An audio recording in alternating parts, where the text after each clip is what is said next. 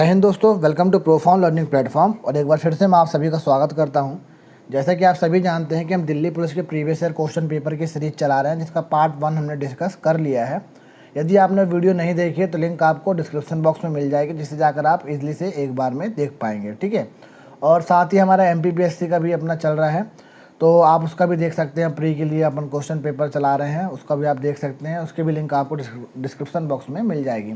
Session को start करते हैं। सेशन को स्टार्ट करने से पहले सिर्फ इतना ही कहना चाहूँगा, जो भी बच्चा चैनल पर नया होगा चैनल को सब्सक्राइब कर लीजिएगा और बेल आइकन को जरूर दबाइएगा। और यदि वीडियो अच्छी लगेगी तो अपने दोस्तों में इसे ज़्यादा से ज़्यादा शेयर करिएगा।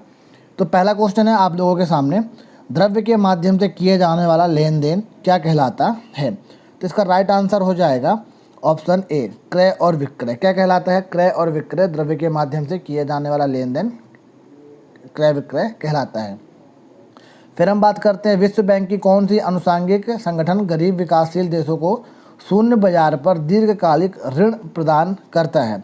तो अंतर्राष्ट्रीय विकास संघ विश्व बैंक की एक अनुषंगी संस्था है। इसे विश्व बैंक की रियायती ऋण देने वाली खिड़की, अर्थात अपन कह सकते हैं उदार ऋण देने वाली खिड़की भी कहा जाता है। इसकी स्थापना कब हुई थी? 24 दिसंबर 1959 को हुई थी। कब हुई थी?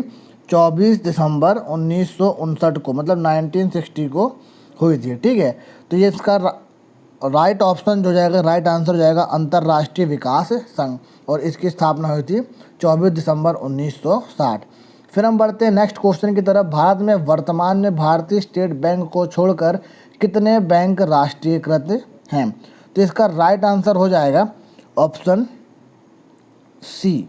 ठीक है। तो प्रश्न काल में वर्तमान में कुल 19 बैंक राष्ट्रीयकृत बैंक थे। ठीक है, जिन्हें सरकारी बैंक भी कहा जाता है। भारतीय स्टेट बैंक के अलावा Allahabad bank, Andhra bank, bank of Baroda, bank of India, central bank of India आदि बैंक शामिल हैं।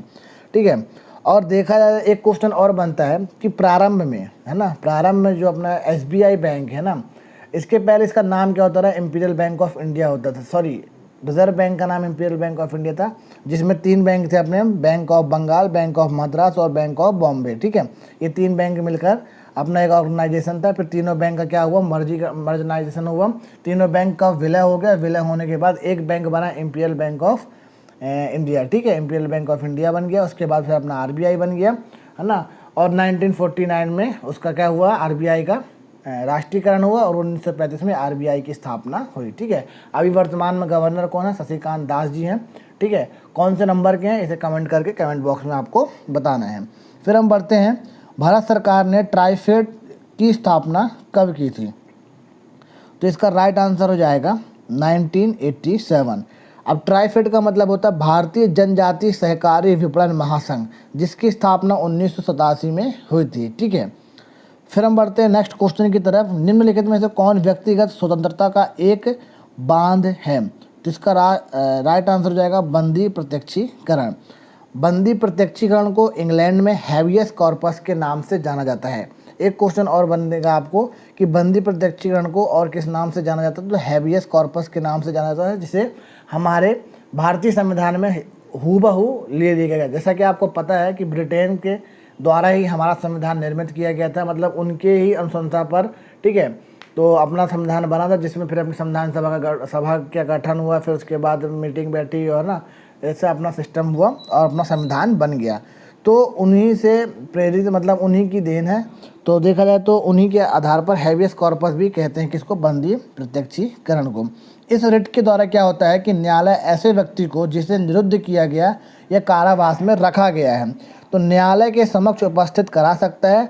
निरोध का कोई विधि औचित्य न होने पर बंदियों को स्वतंत्र किया जा सकता है या कर दिया जाता है। ठीक है। सॉरी।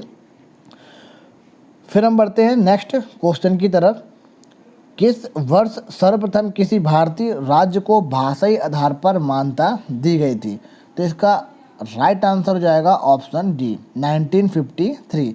सबसे पहले 1953 में आंध्र प्रदेश का तेलुगु भाषा के आधार पर तेलुगु भाषी राज्य, ठीक है, तेलुगु भाषी राज्य का गठन किया गया, जो कि था आंध्र प्रदेश। ठीक है। 22 दिसंबर 1953 में न्यायाधीश थे फजल अली की अध्यक्षता में प्रथम राज्य पुनर्गठन आयोग का गठन हुआ, जिसके तहत जिसके तहत क्या हुआ था, जिसके तहत अपना आंध्र प्रदेश सर्वप्रथम क्या बना, सर्वप्रथम पहला या सर्वप्रथम जो राज्य बना भाषा के आधार पर, वो बना अपना आंध्र प्रदेश।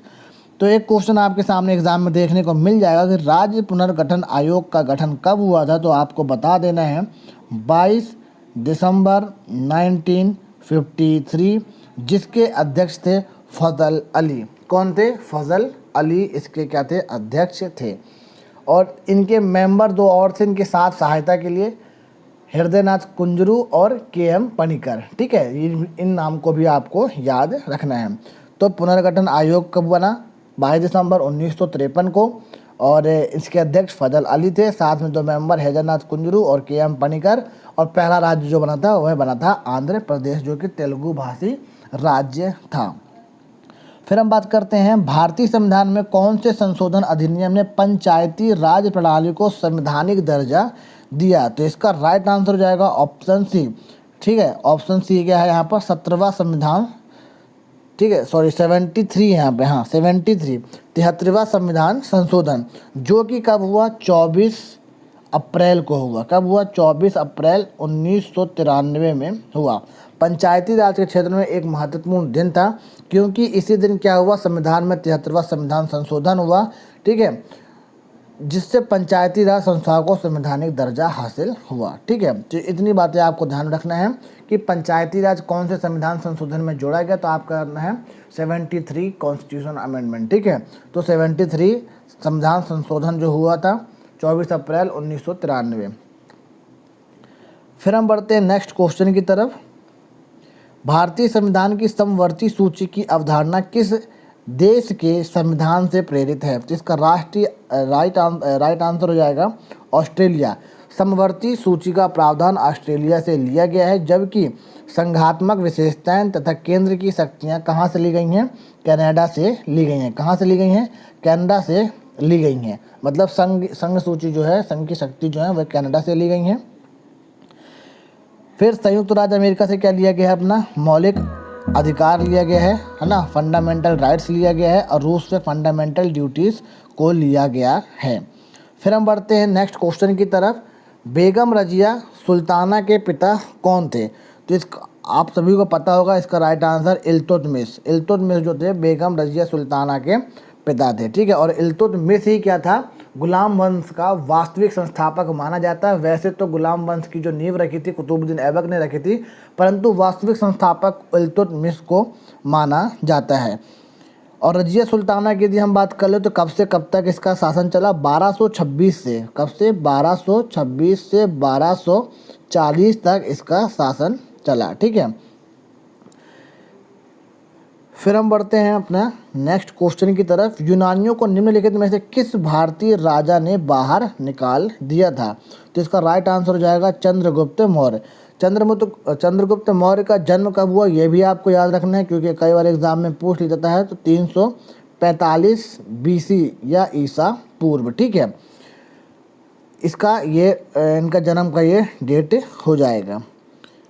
फिर हम बढ़ते हैं नेक्स्ट क्वेश्चन की तरफ। निम्नलिखित में से किसने गदर पार्टी की स्थापना की थी, तो गदर पार्टी की स्थापना की थी लाला हरदयाल ने। तो इसका राइट आंसर हो जाएगा ऑप्शन नंबर डी। ठीक है, ऑप्शन डी हो जाएगा लाला हरदयाल। गदर पार्टी भारत की स्वतंत्रता के उद्देश्य से बनाई गई थी। गदर पार्टी की स्थापना जो हुई थी वह कब हुई थी? 1913 25 जून 1913 को इसकी स्थापना की गई थी। इसके संस्थापक कौन थे? लाला हरदयाल, सोहन सिंह भकना और लाला हरदयाल और लाला ठाकुर दास, हाँ लाला ठाकुर दास धुरी, है ना, संयुक्त सचिव, तथा एक और नाम था, उनका नाम भूल रहा है। मतलब आपको मेन दो नाम याद रखना है, सोहन सिंह भकना और लाला हरदयाल, ये दो नाम आपको याद रखना है। ठीक है, गदर पार्टी का नाम गदर नामक पत्र के आधार पर रखा गया। कई बार क्वेश्चन यही पूछ लेता है कि गदर पार्टी का नाम गदर क्यों रखा गया है, तो गदर नामक पत्र, ठीक है, गदर नामक पत्र के आधार पर उसका नाम गदर पार्टी रखा गया। तो 25 जून 1913 को गदर पार्टी की स्थापना की गई। फिर हम बात करते हैं किस वर्ष महात्मा गांधी ने साबरमती आश्रम से सविनय अवज्ञा आंदोलन शुरू किया था, तो इसका राइट आंसर हो जाएगा 1930। 1930 में गांधी जी के नेतृत्व में सविनय अवज्ञा आंदोलन की शुरुआत की गई, जिसका प्रारंभ गांधी जी के प्रसिद्ध दांडी मार्च कब से कब तक हुआ? 12 मार्च 1930 को साबरमती आश्रम से गांधी जी और उनके साथ कितने मेंबर थे आपको ये याद रखना है, क्योंकि एमपीपीएससी में कई बार पूछा गया है। तो 78 मेंबर थे, ठीक है। तो अहमदाबाद, ठीक है, अहमदाबाद से 385 किलोमीटर दूर स्थित भारत के पश्चिम तट पर पहुंचकर वहां पर उन्होंने क्या किया था? नमक कानून तोड़ा था। इसी के साथ क्या हो गया था? सविनय अवज्ञा आंदोलन की शुरुआत हो गई थी। तो 12 मार्च 1930 आपको याद रखना है, ठीक है, 12 मार्च 1930 आपको याद रखना है, ठीक है। फिर हम बढ़ते हैं नेक्स्ट क्वेश्चन की तरफ अपना। निम्न लोक नृत्यों में से कौन सा राजस्थान के साथ जुड़ा हुआ है? तो इसका राइट आंसर हो जाएगा गेर, ठीक है। रौफ कहाँ पर होता है? जम्मू कश्मीर में होता है। झोरा कहाँ पर होता है? झोरा उत्तर प्रदेश, हाँ झोरा उत्तर प्रदेश का प्रसिद्ध लोक नृत्य है, इसको आपको ध्यान में रखना है। रौफ कहाँ का है? जम्मू कश्मीर का राज्य का लोक नृत्य है, ये आपको बता दिया मैं, है, जिसका आयोजन फसलों की कटाई हो जाने के बाद स्त्रियों के द्वारा किया जाता है। और क्या है इसका ऑप्शन अपना? गेर अपना राजस्थान का हो गया। तो गेर नृत्य भारत में राजस्थान का पारंपरिक प्रसिद्ध और सुंदर लोक नृत्य है। ये प्रमुख रूप से भील आदिवासी जाति के द्वारा, हाँ ठीक है, भील आदिवासी जाति के द्वारा किया जाता है। फिर हम बढ़ते हैं नेक्स्ट क्वेश्चन की तरफ। निम्नलिखित में से कौन सा राज्य प्रसिद्ध नबका लिबेरा त्यौहार से संबंधित है? तो इसका राइट आंसर हो जाएगा उड़ीसा। क्या हो जाएगा इसका राइट आंसर? उड़ीसा। इसके बारे में ज़्यादा इन्फॉर्मेशन नहीं है। अब इसको क्वेश्चन को, क्योंकि आपको पता है जो आपके 50 नंबर का जीके का जो अपना पार्ट है ना, उसमें कुछ क्वेश्चन ऐसे होंगे ना जो आउट ऑफ होंगे अपने, मतलब आउट ऑफ सिलेबस होंगे, आपको कुछ समझ में नहीं आएगा कभी पढ़ा भी है कि नहीं। वो जैसे अपनी क्रिकेट में बाउंसर बॉल होती है ना, अपने सर के ऊपर से कितने ऊपर से जाती है, वैसे कुछ क्वेश्चन होते हैं कि बाउंसर मारते हैं, कुछ समझ में नहीं आता है। इसलिए कहीं ना कहीं ऐसा होता ही है कि कुछ ना कुछ क्वेश्चन आपको छोड़ने ही पड़ते हैं, और छोड़ना ही पड़ेगा क्योंकि इसमें इस बार नया रूल है माइनस मार्किंग का, ठीक है। फिर हम बात कर लेते हैं निम्नलिखित में से कौन सा राज्य चिल्का झील निम्न में से किस राज्य में स्थित है? तो आप सभी को पता है कि चिल्का झील कहाँ पर स्थित है? उड़ीसा राज्य में स्थित है, ठीक है। फिर हम बात कर लेते हैं जो कि खारे पानी की झील है, ठीक है, आपको यही पता है। पश्चिम बंगाल, आंध्र प्रदेश, तेलंगाना, यहाँ से आपको कुछ याद आ रहा है तो आप कमेंट करके कमेंट बॉक्स में बता सकते हैं। वैसे तो मेरे को इसमें से कुछ स्पेशल समझ में नहीं आ रहा है, ठीक है। तो आप बढ़ते हैं आगे की ओर। निम्नलिखित में से किस नदी का उद्गम भारतीय क्षेत्र में नहीं होता है? तो इसका राइट आंसर हो जाएगा ब्रह्मपुत्र, ठीक है। ब्रह्मपुत्र का एक उद्गम कहाँ पर होता है? तिब्बत में। तिब्बत पहले भारत का हिस्सा था, परंतु उसको चीन ने धोखे से अपना लिया और आज वो चीन के पास है। तो ब्रह्मपुत्र नदी का उद्गम होता है तिब्बत के दक्षिण में मानसरोवर के निकट चेमा युंगडुंग ग्लेशियर से माना जाता है, ठीक है। जबकि गंगा का उद्गम कहाँ से होता है? आप सभी को पता है गंगोत्री हिमनद से होता है, जो कि भारत के कहाँ पर स्थित है? उत्तराखंड राज्य में स्थित है। और गंगा क्या है? भारत की सबसे लंबी नदी है। तो आपको इसकी लेंथ याद रखना है 2525 आपको याद रखना है, ठीक है। 25 किलोमीटर लंबी है। यदि मील में बात कर ली जाए तो 1569 माइल, ठीक है, या मील, ठीक है। तो आपको ये दोनों याद रखना है। वैसे आपको 25 मेन याद रखना है, 1569 दिमाग में सेट करके चलिएगा। फिर हम बढ़ते हैं विश्व का सबसे कम उम्र का बलित पर्वत, मतलब फोल्डेड माउंटेन की बात की जा रही है यहाँ पर। तो इसका राइट आंसर हो जाएगा हिमालय। और सबसे कम उम्र का मतलब नवीनतम वलित पर्वत, न्यूली फोल्डेड माउंटेन, तो वो है अपना क्या? हिमालय पर्वत, ठीक है। हिमालय पर्वत सबसे न्यूली फोल्डेड माउंटेन का एग्जाम्पल है। इसकी मतलब इसका जो निर्माण हुआ है कहते हैं टेथीस सागर के सिकुड़ने से। तो टेथीस सागर में जो अवसाद था प्लेट टेक्टोनिक्स के समय पे, उसका जो अवसाद था वह चिपट कर या प्रेशर की वजह से ऊपर की ओर खड़ा हो गया, जिससे हिमालय पर्वत का निर्माण हुआ, ठीक है। इतनी बातें आपको ध्यान में रखनी है। फिर हम बढ़ते हैं नेक्स्ट क्वेश्चन की तरफ। कौन सी पर्वत श्रृंखला दक्कन के पठार को भारत गंगा के मैदान से अलग करती है? तो इसका राइट आंसर हो जाएगा विंध्य पर्वत, ठीक है। इसका राइट आंसर क्या हो जाएगा?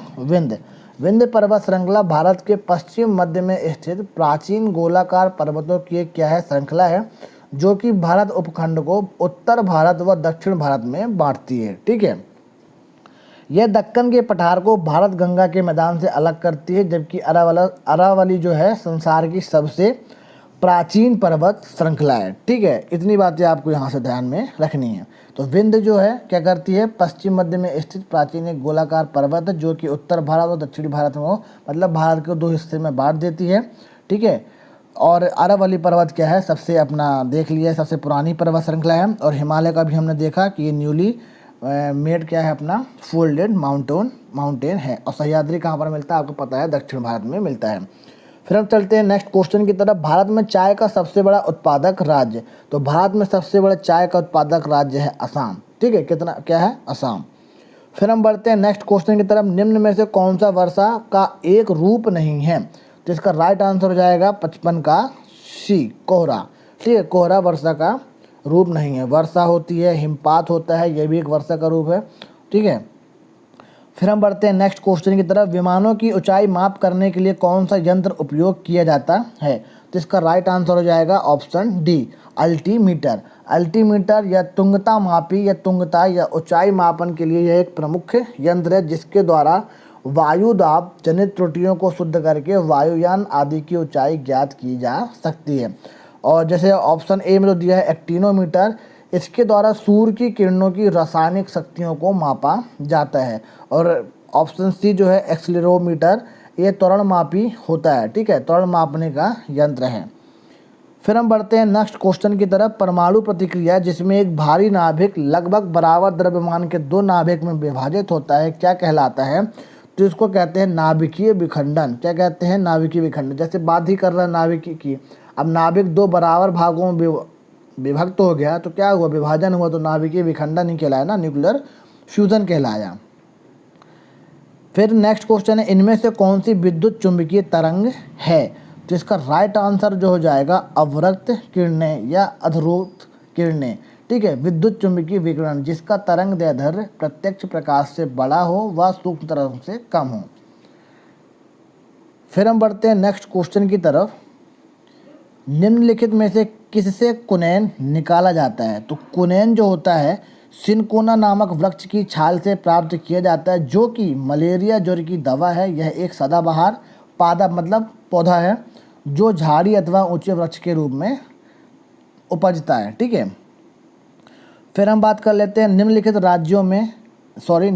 मत्स्यों में किस में स्विम ब्लैडर अनुपस्थित होता है, तो इसका राइट आंसर हो जाएगा कार्टिलेजिनिस।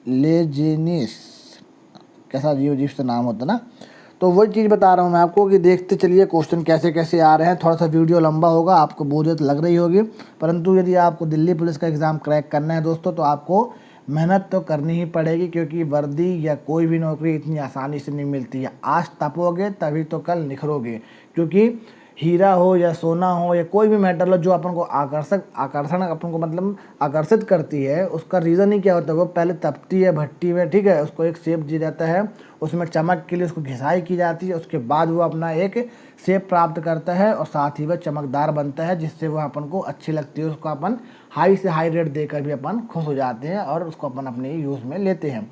वैसे ही आपको चाहे यूनिफॉर्म हो, चाहे वो आर्मी हो, चाहे वो पुलिस हो, चाहे वो बैंक की जॉब हो, रेलवे की जॉब हो, आपको मेहनत करनी ही पड़ेगी, है ना। तो थोड़ा सा आपको पेशेंस रखना और वीडियो के साथ अंतिम तक बने रहना है। फिर हम बात करते हैं नेक्स्ट क्वेश्चन की। सोडा लाइम इनमें से किसका मिश्रण है, तो इसका राइट आंसर हो जाएगा ऑप्शन बी, NaOH मतलब सोडियम हाइड्रोक्साइड। ठीक है, प्लस CaOH2 कैल्शियम हाइड्रोक्साइड का मिश्रण है। ठीक है, इतनी बातें आपको समझ में आ गई होंगी। फिर हम बढ़ते हैं नेक्स्ट क्वेश्चन की तरफ। पेट्रोलियम खालिस्तान का एक मिश्रण है, तो पेट्रोलियम किसका मिश्रण है, हाइड्रोकार्बन का मिश्रण है। ये एक प्राकृतिक ईंधन है जो संतृप्त हाइड्रोकार्बन का काले भूरे रंग का गाढ़ा तेलीय द्रव है जिसे धात्विक तेल या कच्चा तेल के नाम से जाना जाता है। फिर हम बढ़ते हैं नेक्स्ट क्वेश्चन की तरफ। जल गैस इनमें से किसका संयोजन है, तो इसका राइट आंसर हो जाएगा 63 का सी, CO और H2। ठीक है, CO मतलब कार्बन मोनोऑक्साइड और H2 मतलब हाइड्रोजन, इनका संलयन जिसमें से कार्बन मोनोऑक्साइड तथा हाइड्रोजन मिश्रित होती है और इससे बड़ी मात्रा में हाइड्रोजन तैयार की जाती है और पेट्रोलियम तथा मैथिल अल्कोहल का संश्लेषण भी होता है। फिर हम बात करते हैं नेक्स्ट क्वेश्चन की। National mission for sustaining the Himalayan ecosystem में निम्नलिखित में से कौन सा राज्य शामिल है, इसका राइट आंसर हो जाएगा सभी विकल्प सही हैं। फिर हम बात करते हैं कारगिल युद्ध और सेना के आवागमन ने किस जानकर के निवास को सबसे अधिक प्रभावित किया। सॉरी, यहाँ पर जानवर होगा, ठीक है, यहाँ पर क्या होगा, जानवर होगा, थोड़ा सा मिसप्रिंट है। तो कारगिल युद्ध भारत और पाकिस्तान के मध्य मई जुलाई 1999 के बीच हुआ। इस युद्ध में भारतीय सेना नायक वेद प्रकाश मलिक तथा पाकिस्तान के सेनानायक परवेज मुशर्रफ थे। इस युद्ध में सेना के आगमन से हिमालयन ब्राउन भालू सबसे अधिक प्रभावित हुए।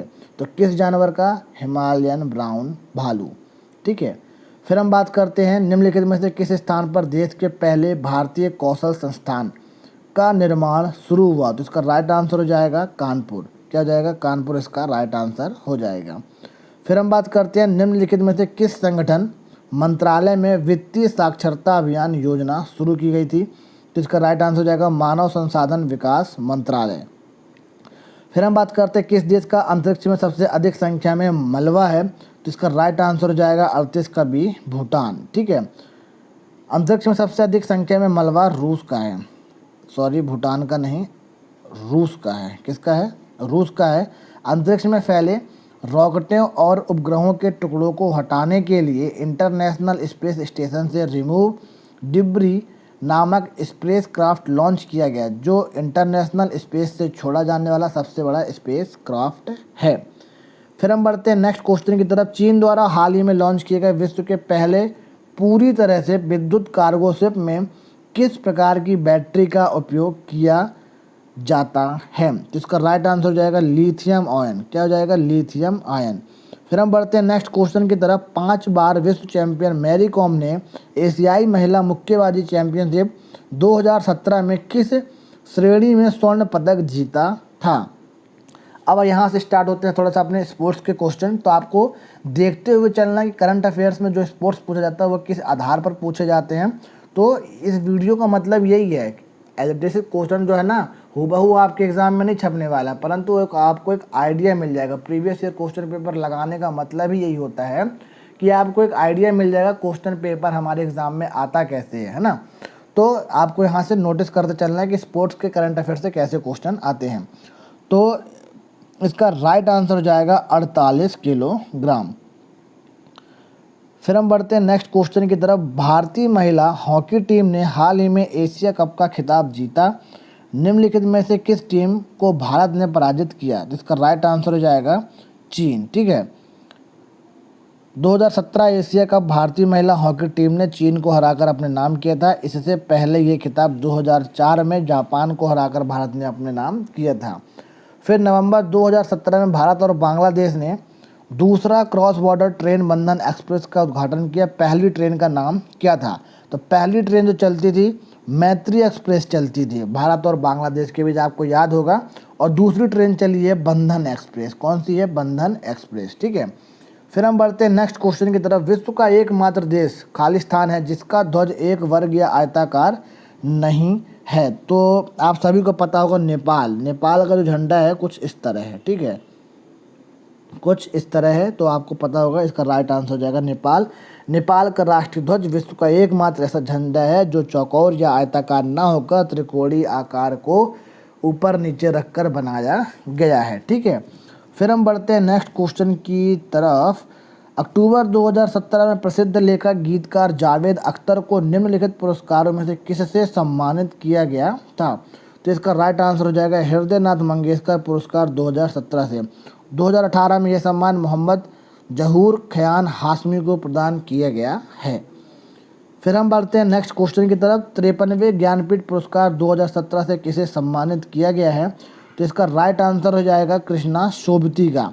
अब मैं आपसे एक दरख्वास्त करूंगा, आपको एक होमवर्क दूंगा और आपसे रिक्वेस्ट भी है मेरी कि रिसेंटली 2019 में ज्ञानपीठ पुरस्कार दिया गया है। तो यदि आपको पता है तो आप कमेंट कर सकते हैं और नहीं पता है तो आप गूगल कर सकते हैं, परंतु आपने इस होमवर्क को कंप्लीट करिएगा। और इसके बारे में जो भी कब इसका इस्टेब्लिशमेंट कब हुआ, कितनी राशि दी जाती है, कितने लोगों को दिया जा चुका है, कौन सी भाषा में दिया जाता है ना, किस क्षेत्र में दिया जाता है, तो आपको ये पता होना चाहिए। इसलिए आप इसका फुल होमवर्क करेंगे और 2019 में किसे दिया गया है इसका आप कमेंट करके कमेंट बॉक्स में ज़रूर बताएंगे। फिर हम बढ़ते हैं आज के नेक्स्ट क्वेश्चन की तरफ। केंद्र सरकार ने सार्वजनिक क्षेत्र के बैंकों की विलय की निगरानी के लिए एक समिति गठित की। उस समिति के अध्यक्ष कौन हैं? तो इसका राइट आंसर हो जाएगा अरुण जेटली। ठीक है, कौन हो जाएंगे? अरुण जेटली जी इसका राइट आंसर हो जाएगा। फिर हम बढ़ते हैं नेक्स्ट क्वेश्चन की तरफ। नवंबर 2017 में जीएसटी परिषद ने कितनी वस्तुओं पर जीएसटी की दर 28% से 18% तक कम कर दी हैं? तो इसका राइट आंसर हो जाएगा 177। फिर हम बढ़ते हैं नेक्स्ट क्वेश्चन की तरफ। निम्नलिखित देशों में से किसने यूनेस्को से सदस्यता लेने की घोषणा कर दी? मतलब अपने आप का नाम वहाँ से हटाने की घोषणा कर दी थी। तो इसका राइट आंसर हो जाएगा संयुक्त राज्य अमेरिका व इजराइल दोनों ने। फिर हम बढ़ते हैं नेक्स्ट क्वेश्चन की तरफ। निम्नलिखित में से कौन सा देश 1 जनवरी 2018 से भारतीयों के लिए वीज़ा नियमों में राहत प्रदान करेगा? तो इसका राइट आंसर हो जाएगा ऑप्शन बी, जापान। फिर हम बढ़ते हैं नेक्स्ट क्वेश्चन की तरफ। अक्टूबर 2017 में केंद्र सरकार ने खालिस्तान में एक कछुआ अभयारण्य के निकास को मंजूरी दी। तो इसका राइट आंसर हो जाएगा इलाहाबाद। ठीक है, फिर हम बढ़ते हैं नेक्स्ट क्वेश्चन की तरफ। निम्नलिखित देशों में कौन सा भारत के साथ संयुक्त बाघ जनगणना शुरू करेगा? तो इसका राइट आंसर हो जाएगा नेपाल। नेपाल और भारत अपने राष्ट्रीय उद्यानों, जंगलों और दोनों देशों के साथ संरक्षित क्षेत्र में एक विश्वव्यापी मान्यता प्राप्त विधि का उपयोग करके संयुक्त बाघ जनगणना करेंगे। ठीक है, फिर हम बढ़ते हैं नेक्स्ट क्वेश्चन की तरफ। नवंबर 2017 में वित्त सचिव के रूप में किसे नियुक्त किया गया है? तो इसका राइट आंसर हो जाएगा हसमुख अधिया। ठीक है, और अभी कौन है वित्त सचिव? ठीक है, करंट में वित्त सचिव कौन है? यदि आप बता सकेंगे तो बहुत अच्छी बात होगी। फिर हम बढ़ते हैं नेक्स्ट क्वेश्चन की तरफ। अक्टूबर 2017 में न्यूजीलैंड के नए प्रधानमंत्री के रूप में किसने शपथ ली थी? तो इसका राइट आंसर हो जाएगा जेसिंडा आर्डर्न ने। ठीक है, और ये कहाँ पर स्थित है? ऑस्ट्रेलिया के महाद्वीप के जस्ट बाजू में। फिर हम बात करते हैं नेक्स्ट क्वेश्चन की। भारत के पहले अखिल भारतीय आयुर्वेद संस्थान का उद्घाटन किस शहर में हुआ? तो इसका राइट आंसर हो जाएगा नई दिल्ली में हुआ। कहाँ पर हुआ? नई दिल्ली में हुआ। फिर हम बढ़ते हैं नेक्स्ट क्वेश्चन की तरफ। अक्टूबर 2017 में किस देश में कॉन्फ्रेंस ऑफ द पार्टीज का 23वां वार्षिक सम्मेलन आयोजित किया गया था? तो इसका राइट आंसर हो जाएगा जर्मनी। ये थे अपने आज के मोस्ट इम्पॉर्टेंट क्वेश्चन जो कि प्रीवियस ईयर क्वेश्चन पेपर पर पूछे गए थे। आप इसको सर्च करके एसएससी की वेबसाइट में भी देख सकते हैं, या यूट्यूब में बहुत से चैनलों में भी डाल रहा होगा, आप वहाँ भी देख सकते हैं, या आप कोई भी बुक खरीद कर देख सकते हैं, आपको वहाँ पर ये मिल जाएगा। वीडियो कैसी लगी कमेंट करके कमेंट बॉक्स में ज़रूर बताइएगा। यदि वीडियो अच्छी लगे तो अपने दोस्तों में से शेयर करिएगा। लाइक शेयर सब्सक्राइब करना ना भूलें। ठीक है, किसी भी प्रकार का कोई सुझाव तो कमेंट करें, या इंस्टाग्राम #PF लर्निंग डालकर सर्च कर लें और फॉलो कर लीजिए, और वहाँ पर आप मुझे बता सकते हैं। ओके दोस्तों, मैं आप लोगों से लेता हूँ अलविदा। जय हिंद, जय भारत। अपना ख्याल रखें, अपने घर वालों का ख्याल रखें।